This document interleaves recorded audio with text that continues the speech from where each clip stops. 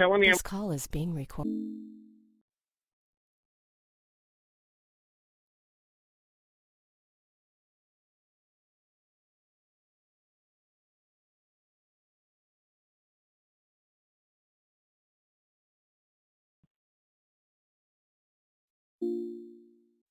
You there? okay? I'm back in. Yeah, it kicked me out, but I'm back in.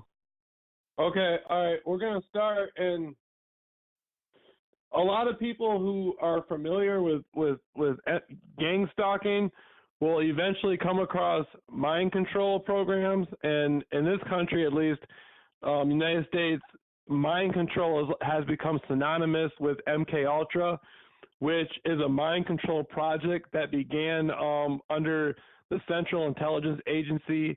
It formally started on record in 1953. We know that experiments were going on before that, but there's 150 sub-projects of MK Ultra, and MK Ultra deals with behavioral research and behavioral modification. And people were tested on at bars, brothels, homeless people were experimented on, people who were in the penitentiary, in the prison system, they were experimented on, mentally ill people in psychiatric wards were experimented on, and this was a covert project that utilized like millions and millions and millions of dollars. LSD has been formally the LSD experiments are what I think it's most famous for. Wouldn't you agree, Josh? Like the LSD is probably about what has given MK Ultra like a touch of fame, at least in modern times. Yeah, I think so. I think that's what the average person associates with it the most, probably when they think about like secret experimentation being done. I don't know if they get as much of the other senses about it.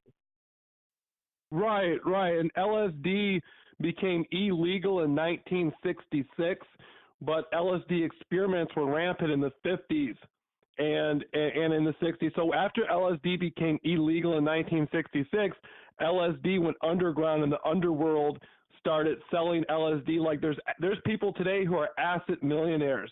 They're rich right now with millions of dollars from asset they sold in the 60s. And so, as the LSD craze went out in the 1970s, other experimentations and other mind control type cult groups formed. I'm very well polished on the research of Jim Jones and the People's Temple, and I know beyond a shadow of a doubt that was a mind control experiment. A big part of it was a mind control experiment. There's been many other mind control experiments having to do with cults. And as this gang stalking stuff emerges more popular in the public's eye, we're learning how color perception, neuro-linguistic programming, covert drugging, trauma-based activity, threatening people, scaring people, intimidating people, that's a gigantic part of gang stalking. As we said, the radiation weapons, electronic weapons, and the voice-to-skull technology, making people hear voices. These are all being used to terrorize people. The gang stalkers are street terrorists, and just like MK Ultra used front groups, MK Ultra used college groups as front groups. They used the psychiatric institutions. They used the prisons as front groups. These gang stalking networks, utilize neighborhood watch groups and other groups as front groups. So there's a big similarity in the two. I'll vouch for myself. I've been getting stalked for 3 years, and I've had my food drugged on multiple occasions to the point to where I was sick and I thought I was dying. I left the restaurant. I felt like I was going to die. My head was real dizzy, and I saw everybody around me just look real different. And I don't know what drug was put in my food. I just don't know what I had been drugged with all those different times. And the people at the restaurant were actually doing street theater and other gang stalking type activity while I was being drugged. I've had electronical weapons used on me multiple times, and just the overall color stalking, gaslighting, all that stuff for 3 years. And so I can relate completely to people who give the MK Ultra testimony. To my knowledge, I've never been taken into a laboratory and have had my head cut open, had a microchip put in my brain, but I've had a lot of experience with mind control type experimentations done on me as I've been getting stalked for 3 years. And tonight we're going to be reading Project MK Ultra, the CIA's program of research and behavioral modification, the joint hearing before the Select Committee on Intelligence and the Subcommittee on Health and Scientific Research of the Committee on Human Resources, United States Senate, 95th Congress, first session, August 3rd, 1977. Josh, you want to add a little bit in about your experience with mind control and gang stalking? Yeah, I guess, hold on one second. I was getting ready to pull up that document too, so I can kind of read along with you. But, yeah, my feeling is, it's like same tactics across different situations. Because, when you think back to some of the stuff you were talking about, like the history of it and everything, there were a lot of people who, like you said, maybe they went into a psychiatric institution or they were imprisoned or something, and that might have been the first time in their life that any of those tactics were ever used on them. So there's that aspect of it at that scale, which, is, I guess, maybe only just subjectively somewhat different from the way that I went through it, where it was like, I probably would have been traumatized anyways in the situation that I was in. So the MK Ultra aspect just kind of got brought in as an additional layer to the experience, if that makes sense. Yeah, a lot of the people, I've had experiences as well, like after being stalked for a year and a half, stalked multiple times a day, and going through the electronic weapons, the covert drugging. When I say stalked, I'm talking about not just the same individual stalking me multiple times a day, but people I don't even know participating in the gang stalking. Like every store I go into, everywhere I go, it's networked. And, I'll just be minding my own business, and this stuff will come to me. And, it started off as death threats. I ended up hiding in a house for a month, literally terrified. It went from death threats to me finding out I was being stalked, and it just went from there. And then I ended up going on a 37-mile walk, and the cops stopped me and asked me I wanted to ride home, and I don't trust the police. From my experience, the police are either a part of the stalking or they try to help hide it. And so at that point in time, I didn't want anything to do with the cops, and I said, no, I don't want to ride home. And they said, well, we don't feel comfortable with you being out here. You could have hypothermia. And so they called an ambulance, and the ambulance said, well, why don't we just warm you up a little bit and we can take you back to the hospital. And, you look pretty cold. Why don't you just go why don't you, you can call a ride. So I gave them my mother's phone number, and the hospital called my mother. And as soon as my mother showed up, they had two women ask my mother if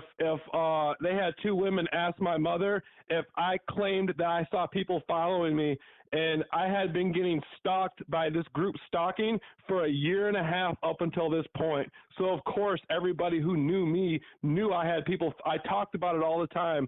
And they told my mother that they were concerned that, my actions were not sane, that I had been walking too long. They made it look, they basically tricked her.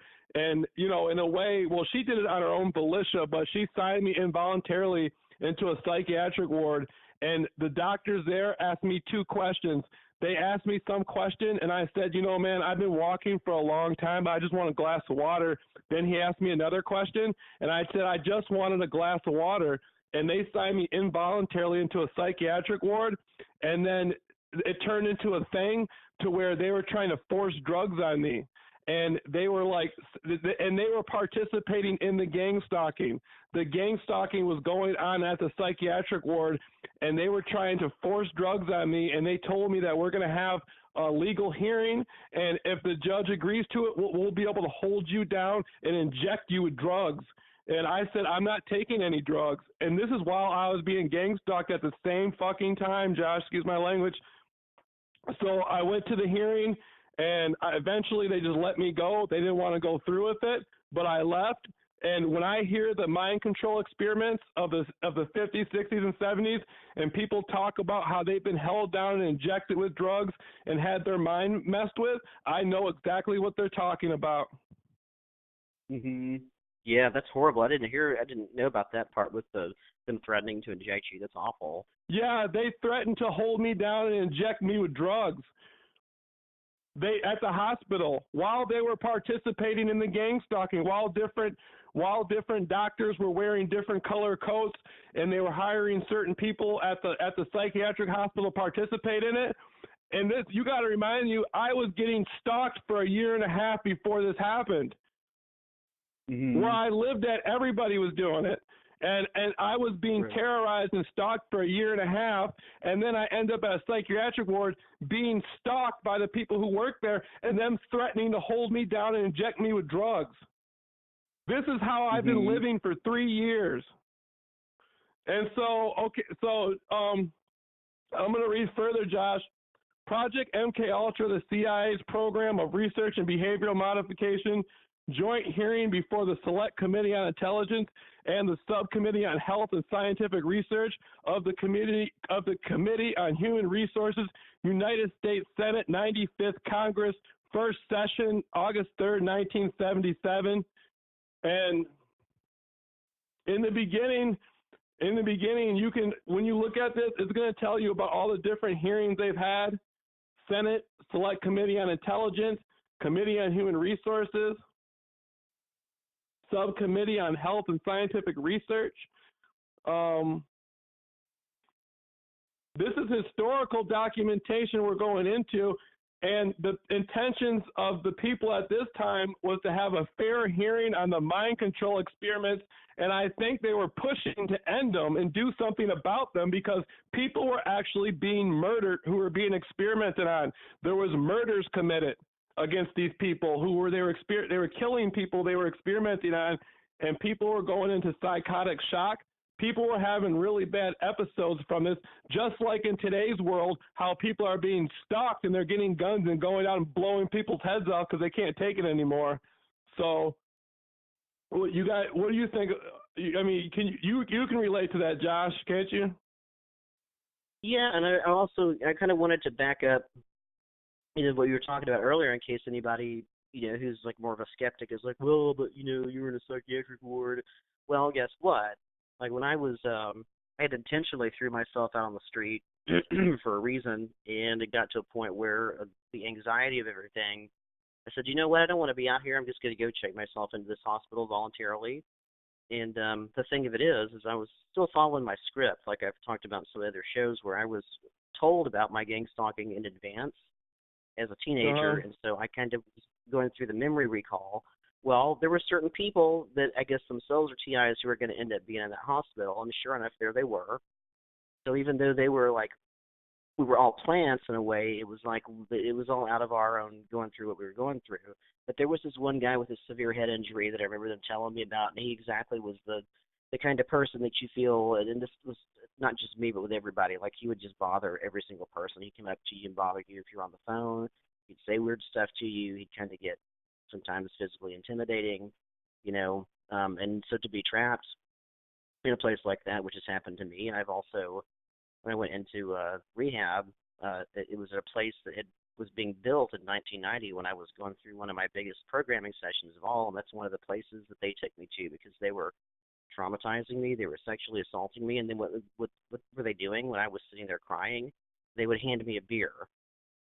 I was 16 years old, and they were trying to implant the addictive behaviors, the trauma at that time. So, this is the type of stuff that's still going on, and it champs my hide in a way that this church committee, this investigation, never got to the connection to the organized crime and to the child sex trafficking, because maybe that was purposely covered up. It is organized crime, organized covert crime, but organized crime. Right. Yeah. So it's great that they did it. It's historical. I feel like we need to look into how this investigation got initiated in the first place and try to recreate it on our own behalf. But I feel like it's a document that lets me down, because nothing changed out of it. Yep. And people still don't believe it. It's out there, right? I got the documents. If people want to read I got 2 MK Ultra files, and I'm going to find me a third one. I'm going to find some more if I can. And if people want to get copy, email me. I'll send you the copy of them. And you know, and Josh, I've spoken to over 100 people who've gone through organized stalking, and out of these over the 100 people, some of the people have been like yourself, people who've been taken into laboratories and different sorts of places and experimented on. I remember one man, he was being messed with, and he remembers going and talking to doctors and going to different places, and they wouldn't even have name tags. Mm-hmm. They wouldn't have name that's tags. Really wild. Yeah, it was really well covered up. Hold up, I'm gonna do this quick reading real quick, Josh, and then I'm gonna give you the floor. Okay, man? Okay, sure. Okay. Project MK Ultra, the CIA's program of research and behavioral modification, Wednesday, August 3rd, 1977. U.S. Senate Select Committee on Intelligence and Subcommittee on Health and Scientific Research of the Committee on Human Resources, Washington, D.C. The committees met pursuing to notice at 9:07 a.m. in room 1202. Dirksen, Senate Office Building, Senator Daniel K. Inouye. I can't pronounce his name, so I'm going to spell it for the people. Inouye. Huh? Yeah. Inouye, I think is how he says it. Inouye. Thank you so much, Josh. You're so resourceful. Inouye. Okay, Daniel K. Inouye, Chairman of the Select Committee on Intelligence, presiding. Present, Senators Inouye, presiding, Kennedy, Goldwater, Bay, Hathaway, Huddleston, Hart, Schweiker, Case, Garn, Chaffee, Lugar, and Wallop. Also present, William G. Miller, Staff Director, Select Committee on Intelligence, Dr. Lawrence Horowitz, Staff Director, Subcommittee on Health and Scientific Research, and professional staff members of both committees. Senator Inouye, the Senate Select Committee on Intelligence, is meeting today and is joined by the Subcommittee on Health and Scientific Research, chaired by Senator Edward Kennedy of Massachusetts and Senator Richard Schweiker of Pennsylvania. Senator Hathaway and Senator Chaffee are members of both committees. We are to hear testimony from the Director of the Central Intelligence Administration, Stansfield Turner, and from other agency witnesses on issues concerning new documents supplied to the committee in the last week on drug testing conducted by the Central Intelligence Agency. It should be made clear from the outset that in general, we are focusing on events that happened over 12 or as long as 25 years ago.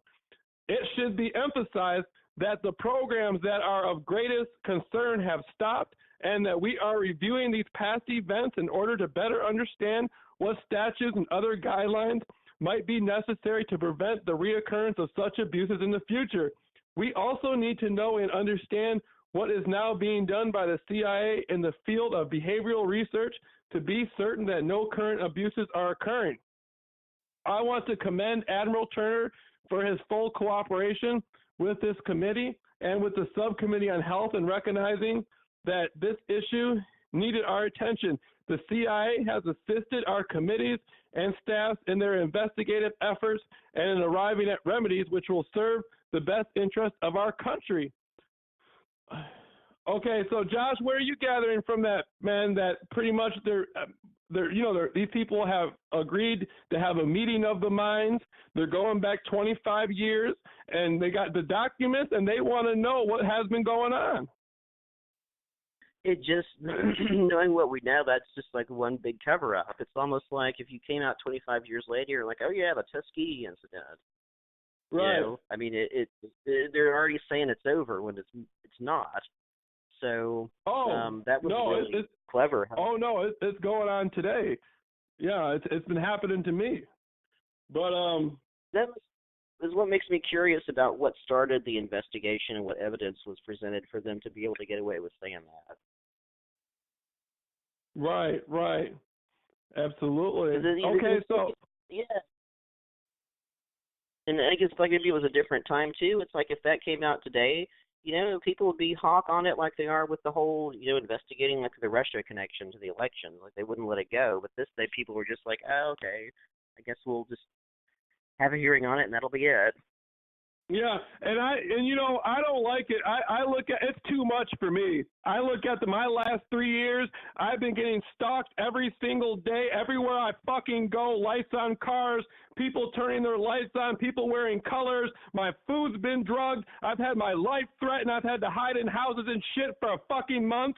I've been put in involuntary psychiatrist where I have people show up in court and lie on me and all kinds of crazy shit, man. This shit, I you know what I'm saying? I'm doing my best to help people and show them what's going on. This shit's too fucking much. It's too fucking much. It's too much going on, man.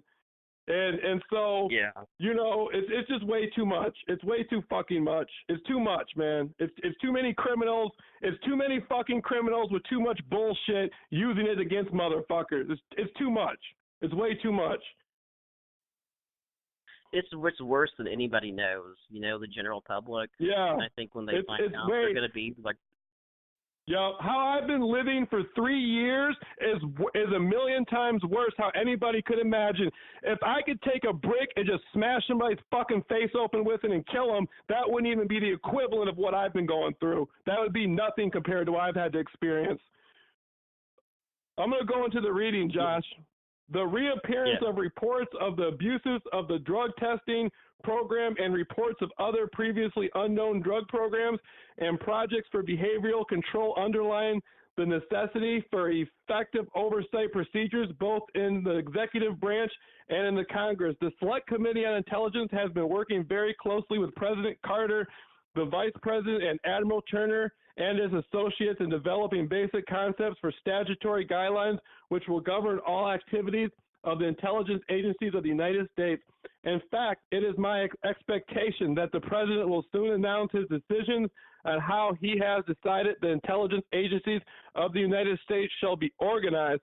This committee will be working closely with the President and Admiral Turner in placing this new structure under the law and to develop effective oversight procedures. It is clear that effective oversight requires that information must be full and forthcoming. Full and timely information is obviously necessary if the committee and the public is to be confident that any transgressions can be dealt with quickly and forcefully. One purpose of this hearing is to give the committee and the public an understanding of what new information has been discovered that adds to the knowledge already available from previous Church and Kennedy inquiries, and to hear the reasons why these documents were not available to the Church and Kennedy committees.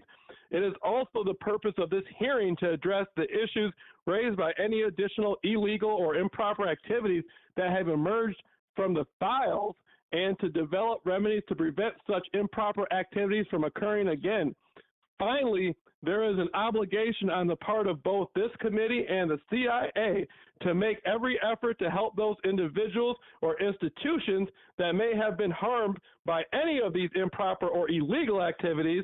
I am certain that Admiral Turner will work with this committee to see that this will be done. I just like the way that these people write this. It gets you pumped up the way they put it into words, I guess in today's world, it's like the men are the women now. You don't have leaders anymore. I would now like to welcome the most distinguished senator for Massachusetts, the chairman of health the chairman of the health subcommittee, Senator Kennedy. Senator Kennedy, thank you very much, Mr. Chairman. We are delighted to join together in this very important area of public inquiry and public interest. Some 2 years ago, the Senate Health Subcommittee heard chilling testimony about the human experimentations activities of the Central Intelligence Agency. The Deputy Director of the CIA revealed that over 30 universities and institutions were involved in an extensive testing and experimentation program, which included covert drug tests on unwitting citizens. At all social levels, high and low, Native Americans and foreign, several of these tests involved the administration of LSD. What are you gathering? Are you following it, Josh? I am. I've just got so many different thoughts. I was first thinking about that previous passage where they said to impose a new structure on the intelligence agencies, which I think back to my handlers talking about how things are so bad still that they're going to have to completely tear it down and start over. And so, first of all, they pretended like they did that. Like clearly, it didn't work. And then the second part, um, it's just it makes me think about the development of like things like medical ethics and how Right. there was, I guess, this perception over time of, oh, it was a different era, when it's not really what it is. I mean, man, they're still using LSD. I mean, they put me on my first acid trip when I was about 4, 5, 6 years old. I think. I think I was 4, actually. I mean, they're still manufacturing it. They're still experimenting with it. So, yeah. I mean, do we want to talk like more like our specific experiences, or do you want to keep like reading additional passages? I'll go forward with one more, and then we'll go back. At all levels, several of these tests involve the administration of LSD to unwitting subjects in social situations. The least one death, that of Dr. Olson, resulted from these activities. The agency itself acknowledged that these tests made little scientific sense. The agents doing the monitoring were not qualified scientific observers. The test subjects were seldom accessible beyond the first hours of the test. In a number of instances, the test became ill for hours or days, and effective follow-up was impossible. Josh, that's one thing I've noticed in these gang stalking scenarios where people are being covertly drugged, electronic weapons are happening. It's like they're hiring regular people from the public, and everybody knows the public has a third grade reading level. So it's Right. almost as if they're hiring irresponsible, oftentimes mentally deranged people to carry out these heinous, demonic, illegal experiments. They're basically, it's for harassment purposes, and they're just hiring anybody Mhm. bum off the street to help them do it. And Right. this is from years ago. I'm talking about in modern, what we're going through in today's world through the gang stalking. It's not much different. It's really not, and it still goes back to things like the Milgram experiment and also what they would call the badge effect, where you just somebody comes up, shows you their badge, and tells you, I need you to do this to this person, and they did an expose on this on I think on a Dateline maybe a while back, and you'd be surprised how many people, just a guy could come up to them and say he was a cop and that he was like bounty hunting this woman who wasn't her baby, and could you go in and like get that baby from her and take it out and get it to me? And the woman went in there and stole the lady's baby and ran out with it and gave it to him. Right. you know Right. yeah, and so I can imagine, what if somebody went to that restaurant because I knew that you liked it and told somebody, oh, this guy's a weirdo, we need to like take him somewhere and this, that, and the other, and they were like, sure, I'll go ahead and drop this in this food. Or it's somebody that's working for the people that I guess have targeted you, like whoever that would be for whatever reason. Have you ever figured out, like, do you feel like it's just random, or do you feel like you were already kind of like a whistleblower type in general, and they targeted you from Yeah. the past? Well, I was before I got gang stalked. I had some other stuff. I had multiple other YouTube channels, and I was doing research. I was in the conspiracy field, exposing a lot of stuff. And so it didn't surprise me that something like this happened to me. It didn't surprise me at all. But what has Oh, surprised me is it's been happening to people who really don't seem to be blowing the whistle on anything, and they're just normal people off the streets who, like, this is like, there's 19-year-old women in college emailing me telling me this is happening to them. There's now mothers saying that this is happening to their children, that one hmm. woman said her 6-year-old daughter is now being put under this gang stalking, street terrorism. And so it does surprise me that it's happening to much larger group of people out there. Like, Josh, I've been getting emails from people all over the world, from Argentina to Africa to Australia, to just people from all over contact me, and they tell me that they can't go to the cops, they can't go to the government, they can't even go to the United Nations. There's been people who've told me that they've been going to the Russian government for help and the Chinese government for help. You know, Hmm. and a lot of these people are suicidal and they're desperate, and So, but yeah, it doesn't surprise me it happened to me, but it surprises me again that these people are being experimented on, and you got to ask yourself, what are these experiments about? What are they going to be doing with this in the future? Do you feel like it any part is like could be part of the UN agenda, or like maybe we've had silent war declared against us, and the people that are doing it are just like they think they're on the side that's going to win, like whatever they think is coming. Like maybe they even I secretly are initiating like civil war somehow. I don't know. I think what it is extremely compartmentalized, and it's happening all over the world. Like this is happening again. It's happening to people in the jungles of Africa. I think it's demonic. I think that the people doing this are enemies of the highest power in the universe, and they're looking to create a demonic agenda. Like they're literally running around just terrorizing people. It's like a form, it's a form of them. It's a form of them trying to create some sort of system to where they can possibly extort people. They can extort Hmm. governments. Like you got to think of what kind of extortion tool would this be? If you're a Right. businessman in the business world, or if you're a politician, and you want to do something in the best interest of your people, and you get threatened with something like this, can you honestly make the best decision for your people or yourself or your family or your business? You can't. So I think Right. this is a form. I think this is a form of extort. I think this is used as a form of extortion as well. Yeah, oh, yeah, You no, no, know. no doubt. Like, extortion and also what they Mm. call just a deterioration if they're really trying to take somebody out. Like, I mean, there's a lady was a really successful attorney who I've listened to on Ella Free, and I think her name is Susan Markenstein, and it first started for her with these other law associates where there was some kind of disagreement about somebody she was or wasn't romantically involved with, and it turned into a big Facebook fight and she started noticing weird things happening, like odd charges on a credit card she never used, people messing with her computer, and she reported those things as because those are technically still crimes. Even if somebody did it for some weird reason, it's technically a crime. Well, the police showed up at her house at like midnight with a social worker in tow and like banged real hard on her window instead of her door, so like to jolt her, and got in there and they're like, oh, you think somebody's hacking your computer and it might be connected to a problem you're having with some friends. We want you to come down to the hospital for an evaluation. They ended up putting her in there twice, and I think making her stay at least as long as 8 to 10 days both times. And she was like, I learned my lesson about trying to go to the police about it. Um, Right.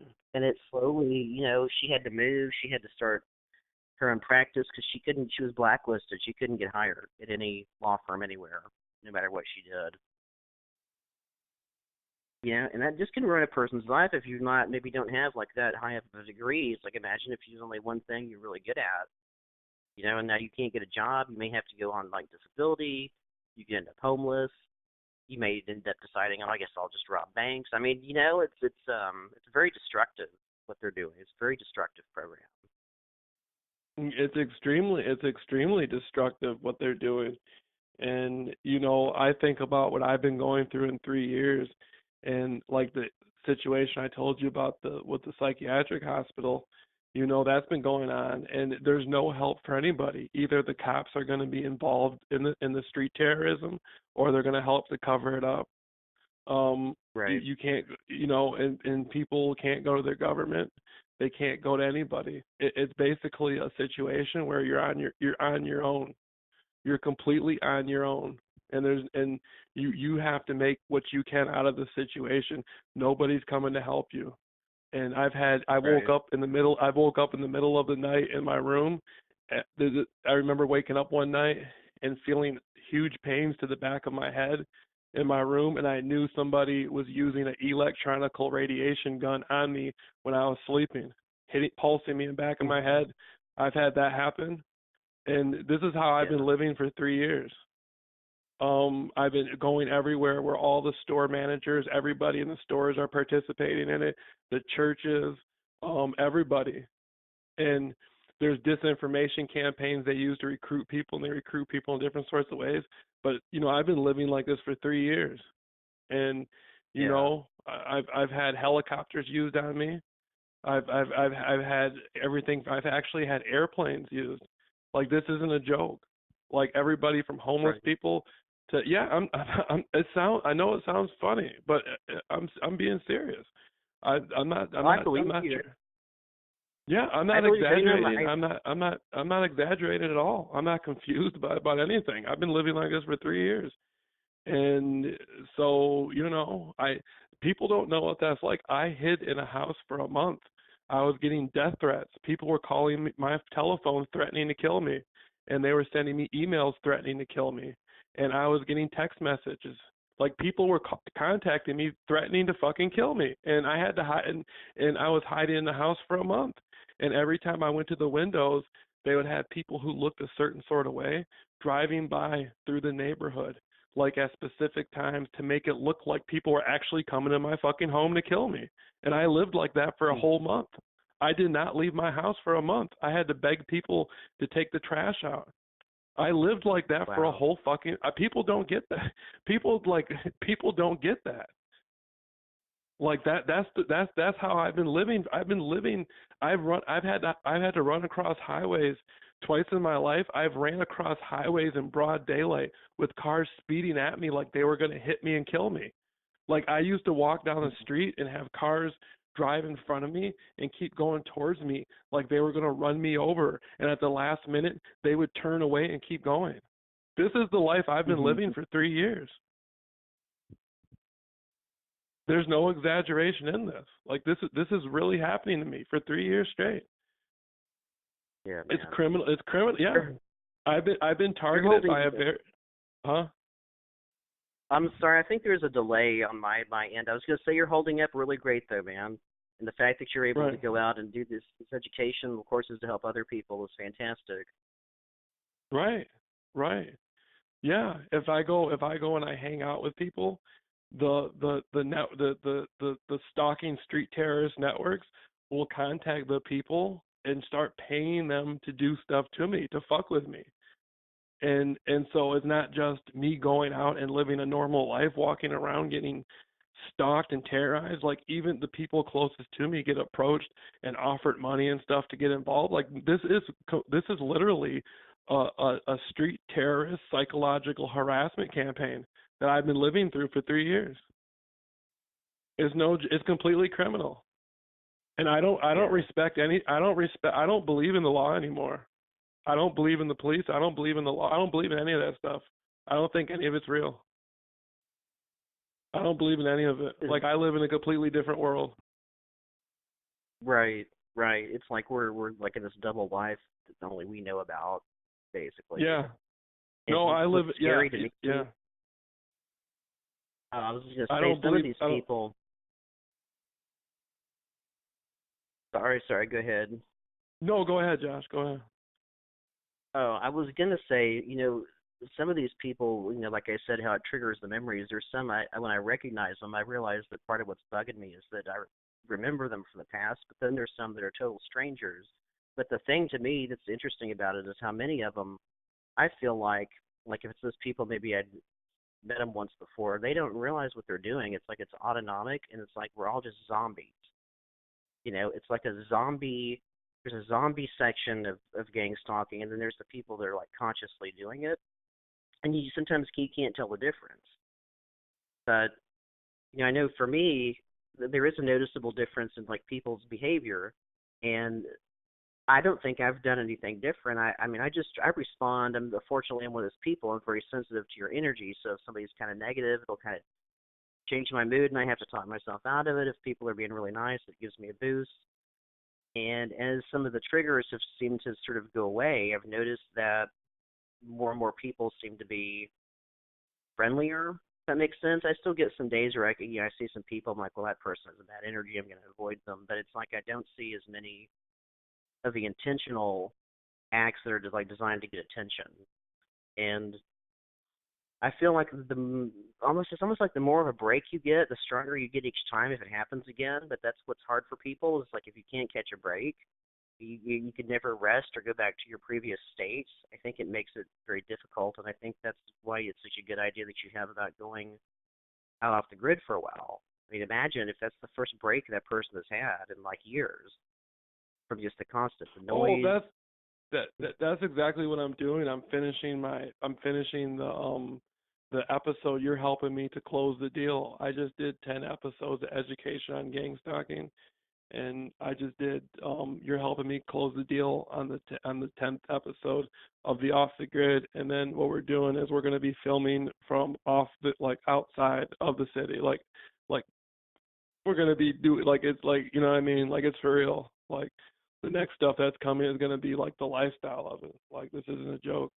And Yeah, people are on their way, you know what I'm saying, like people are coming to meet me and stuff. It's like going to be more of like an alternative thing. Like I've been going through this for 3 years, and I've been planning this stuff for a while. So, but you know, have man, you have you located an area that you think you're interested in yet? oh yeah, yeah, and I'm not going to be using cell phones or very little of cell phones and stuff like that. Like it's going to be like, you know what I mean? It's going to be something where there's going to be a detachment, and it's going to be an emotional thing for. It's going to be like an emotional progressive thing for me. And I think a part of the gang stalking is the demonic people, like they need people to prey on and to live off of. And I'm sort of like slamming the door in their faces by doing that as well. Like you don't have the Yeah. authority to listen. You're not going to be a part of my life anymore. Like the phone calls, like it's over with, bitch. Fuck you. Whatever. Yeah. When you get what you got coming, remember what you did to me. You stupid fucking bitch. And so that's the feeling. That's not directed towards anybody in particular. That's just sort of the feeling I'm putting across. Right. Like, It's you like know what if I you can mean? figure out who's the face of it for you, really, and take Yeah, feedback on them. You yeah, know. motherfucker. Yeah.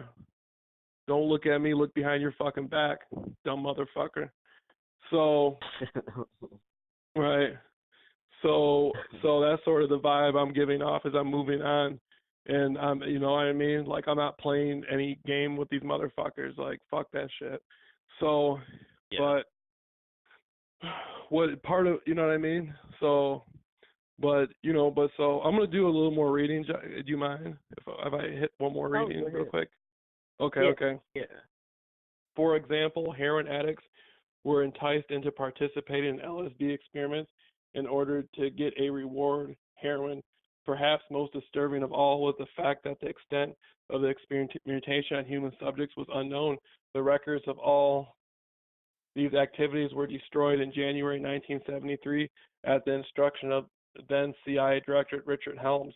In spite of persistent inquiries by both the Health Subcommittee and Intelligence Committee, no additional records or information were forthcoming, and no one single individual could be found who remembered the details, not the director of the CIA, who ordered the documents destroyed, not official responsible for the program, not the official responsible for the program, nor any of his associates. We believe that the record, incomplete as it was as complete as it was going to be. Then one individual, through a Freedom of Information request, accomplished what two U.S. Senate committees could not. He spurred the agency into finding additional records pertaining to the CIA's program of experimentation with human subjects. These new records were discovered by the agency in March. Their existence was not made known to Congress until July. The records reveal a far more extensive series of experiments than had previously been thought. 86 universities or institutions were involved. New instances of unethical behavior were revealed. The intelligence community of this nation, which requires a shroud of secrecy in order to operate, has a very sacred trust from the American people. The CIA's program of human experimentation of the 50s and 60s violated that trust. It was violated again on the day the bulk of the agency's records were destroyed in 1973. It is violated each time a responsible official refuses to collect the details of the program. The best safeguard against abuses in the future is a complete public accounting of the abuses of the past. I think this is illustrated as Chairman in I forgot how to say that again, Josh. In Inouye, how you say it? Just pretty close to Noye, I think. Inouye, okay. I think this is Yeah. illustrated, as Chairman Inouye pointed out. These are issues, are questions that happened in the 50s and 60s and go back some 15 to 20 years ago, but they are front page news today, as we see in the major newspapers and on the television and in the media of this country. And the reason they are, I think, is because it just continuously begins to trickle out, sort of month after month. And the best way to put this period behind us, obviously, is to have the full information. And I think that is the desire of Admiral Turner and of the members of this committee. The Central Intelligence Agency drugged American citizens without their knowledge or consent. It used university facilities and personnel without their knowledge. It funded leading researchers often without their knowledge. These institutes, these individuals have a right to know who they are and how they were used. As of today, the agency itself refuses to declassify the names of those institutions and individuals. Quite appropriately, I might say, with regard to the individuals under the Privacy Act, it seems to me to be a fundamental responsibility to notify those individuals or institutions, rather. I think many of them were caught up in an unwitting manner to do research for the agency. Many researchers, distinguished researchers, some of our most outstanding members of our scientific community involved in this network now really do not know whether they were involved or not. And it seems to me that the whole health and climate in terms of our university and our scientific and health facilities are entitled to that response. All right, I'm finished reading. Josh, how do you feel about that? Or do you have any more different sorts of insights than anything else? Well, I mean, as far as the universities, there's so much. I found some articles out there that were very interesting about the CA's involvement in academia, and I know that when I was a kid, I mean, one of the places I was taken to, I don't know if I should say the name or not, but pretty major research institute. And they had a whole setup in there. It was like they gave me some kind of weird test that involved like flashing images or something on a computer. They had my brain hooked up to electrodes, all this stuff. So that would be a case where that kind of thing's still down there. There was also something that I don't remember exactly what was done to me. Other than I remember being on a table, but it's in a room like on the ground floor at one of the University of Texas system colleges. I think it was Prairie View, UT at Prairie View. So again, we keep going back to that same thing. It's like they just came out and said, "Okay, you caught us," and merrily they go back onto it. It's really kind of mind-boggling too, like the whole network of people that they have that are participating. You kind of sometimes wonder at each level what they say. They always say at each level of lie is different. I think, like you're saying with compartmentalization, and maybe that's part of why it's so hard to get this whole thing broken down. Yeah, it is. It's very compartmentalized, and I don't, I know I've been going through it for 3 years, and I can imagine the money that's been spent on it, and I can imagine the networking and the coordination behind it, and I can imagine, the evil people involved with it. And like I said, I'm motherfucker. I'm not supporting anybody's fucking weird fantasies anymore. I'm fucking out.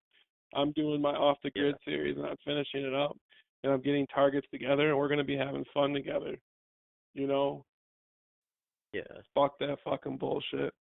So, but yeah, Josh, it's really interesting. Like, we can go back and we can read these old files, and we can see that the same things that have been going on to people way back then are going on to people now. And it's really it's horrible. It's really fucking horrible. I wish people actually knew what I've been going through for 3 years, every single fucking day, day, all day long, every day for 3 years. So I then Josh, there's It's like you wouldn't wish it on anybody though. At the same time, you know what I mean? It's I like, would. I do. I wish the people who've done some of the things to me, if this could happen to them, I would vote for it. I wish something well, worse there's would that, happen to yeah, but them. I mean, like, just our audience. I wouldn't wish on our audience that they aren't going through it if they're just Oh learning it. no, no, You know? no! I wouldn't wish it on the audience. People, no, I wouldn't. I would. I mean, I don't know. Maybe one. Josh, don't you think it would be cool if we could give people demonstrations of it? Like teach people what it's like and how to do it. Like show people Yeah, what it's. I think that would be a wonderful thing. I think that would it be a would be very. wonderful thing. Yeah, we Yeah. can have all our own group of TI actors. We can do street theater on people, and you know, but as long as they understand what they're participating in, and then when we do it, they're not gonna like freak out on us. That'd be the only thing. Oh yeah, yeah, yeah. I wish I could give people. I wish I could give people just like a classroom demonstration, show them what it's like for just maybe an hour to walk around being followed by people's red shirt. But it would never really be the same thing. You know what I'm Right. saying? But I guess it would be like an open window to them to learn about it. Mhm. And so,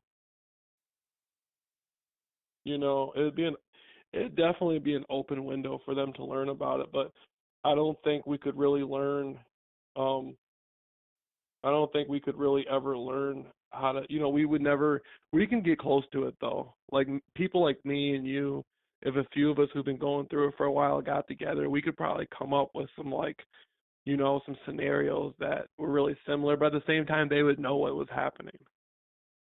See what I'm Right. saying? You They feel they like would know they would know it's just an example, and so it wouldn't, if it just started happening to somebody and they didn't know what was going on, it'd be far different. But yeah. My only fear is that if they get the lesson enough to start seeing it happening around like to other people, like they're going out and maybe somebody else is getting gang stalked, like to what degree have we just sensitized them to where they suddenly start to wonder if it's them, and it could be them too, but I just kind of would worry about that as well. If they really got it and they noticed it, I wonder what that would be like if they started to see it mhm, anytime they went grocery shopping or something. You know what I mean? mhm. Yeah, what do you mean, like have them go grocery shopping and follow them around the stores and stuff? Like, Well, like if they went to one of your classes, but somehow because they got the message, they were able to witness it happening around them. Now, like maybe they're in there and there's like a TI in there who's getting actively gang stalked, like right near them, and they see it, and then they see it more and more, and then it starts to happen where they're seeing it so much they start to wonder if they're now being gang stalked. mhm. You see what I mean? Like if they were to get sensitized. I'm not saying it would happen. I just, was kind of curious if you thought that was a possibility. Yeah. Man, I remember one time, I remember back when I was being gang stalked, I would go to my window and I would look out, and just because I looked out the window, the Christmas lights, like this was all a orchestrated technological thing of gang stalking, but one house would have the Right. Christmas lights on. And then when I walked out there, outside, all the Christmas lights in the neighborhood would come on just because I walked outside. Like it was little stuff like that would happen. Like this stuff was really set up to fuck, this stuff's really set up to fuck with people's minds. I don't think most people realize what it is to live like that. So just because you go to Right. a window and look out the window, people like a network has the ability to like start making people's Christmas lights come on, and then you walk outside and all the Christmas lights come on, or you come home and all your neighbors the majority of your neighbors' house lights are on in broad daylight for the gaslighting effect, and people purposely like park cars in their driveway just because of the colors of the fucking cars, and people put stuff in their yard just because of people don't have any idea what it is to live like that. And that's just a small Yeah. that's nothing. That's just a fucking flicker of that's just a flicker of it. And And so, to simulate this stuff for people, we could do it. I think that we can come up with some really good classes and courses, but the level of the inhumane harassment and stalking and the criminality of it, I don't think people would really get it. Right. No, well, I mean, dude, I was just thinking about like the thing that happened to me a lot that gets to me is like, imagine every time you go and you turn on your car, if you left the radio on, it's like it'll either be a song telling you to run, usually Pink Floyd, run, run, run, you know, another runner in the night. There's all those different songs, or you do run, run, run. It's like right when you're getting the pressure of all like the death threats or the something's bad's going to happen to you if you stay at your house tonight. And you're not like meaning to time. You didn't know how you're timing this, but you walk out and whatever like song comes on is some type of trigger. And so that kind of stuff happens in addition to what you're saying with like the lights coming on or people behaving strangely. And it just gets to where you do start to change your behaviors. Like I would get to where I would just keep the radio off, even though I'm very much into music. I'm a musician. Like I would stop going to the store at certain stores sometimes, and I would try to maybe if I go somewhere else, I'll avoid it. You know what I mean? And it didn't really matter. It was like any store that I went to, there was something. I almost felt like I was sent by one trigger into the arms of another, like bouncing around like a ping pong ball, trying to not get irritated with what was happening. And man, that goes on and on and on. Oh, dude, it's just no, it's horrible.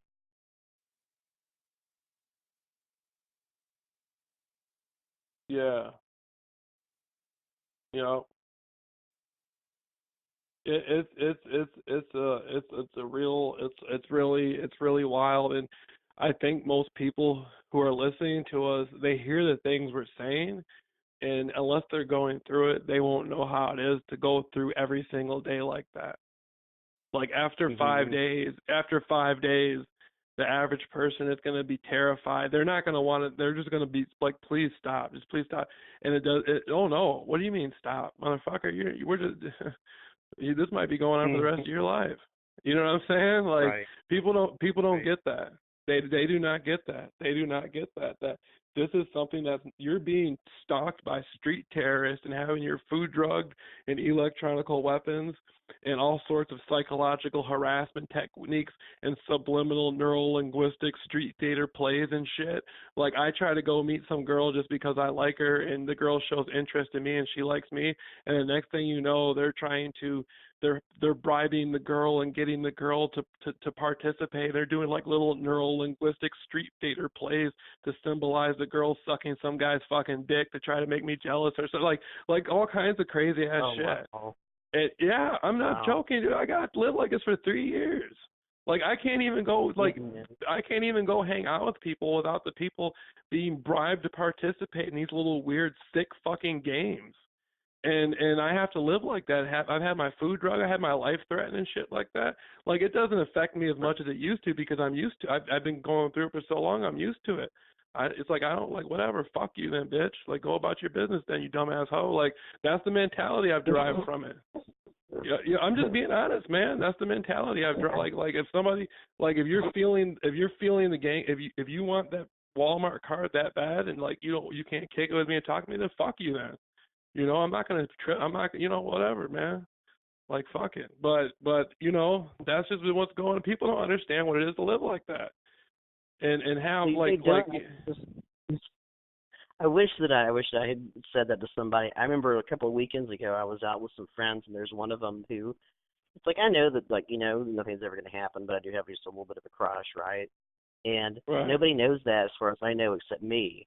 But while we're walking through this place in Dallas, like window shopping, there's always this couple that keeps passing us by, and they're saying little things like, "Oh, it must be fate," like little hints of like, "Oh, we know that you kind of find this person attractive." It's like you do sometimes if you're in a mood want to turn at them and just say, "Look, asshole, you shut your trap," and like you're saying, go take your gift card or whatever it is, and you can go shove it where the sun doesn't shine, or go use it, but get out of my face. Or there's some days, dude. There's some days where you almost like want them to come up to you and just like give you the opportunity to get into it with them and just kick their ass. But I try to not do that because that means they're starting to win on the anger thing. about needing to like get that aggression out somehow, and that's part of that whole thing where they go too long and people run out and they get the guns, like you're saying. Right. And Right. yeah, and it's the combination of that, or it's the MK Ultra. And I know that the one guy, I'm not going to say the name, but the Aurora shooter, I can remember my handler talking to me about him. He was one of hers for subjects actually, and the Mm. university he was at in the graduate department, they were researching Lunesta, and they were covertly, his classmates were covertly drugging him shortly before he did that shooting. Um, so this is some serious stuff, and I don't know what's going to take for people to get it. I think it's just going to have to be like actual disclosure on like the news that everybody watches, you know. But I don't foresee that happening anytime soon, unfortunately. I mean, there's already been disclosures. Like we're like, we're sitting here today getting covertly drugged and people using radiation weapons and psychotronic weapons on us in 2018. And like, as you can see, there was congressional hearings and like actual hearings where you had like the director of the CIA and stuff like admitting they were doing this to people back in the set. I mean, it was going on back in like 1953 officially on paper. And Right. you like nothing stopped.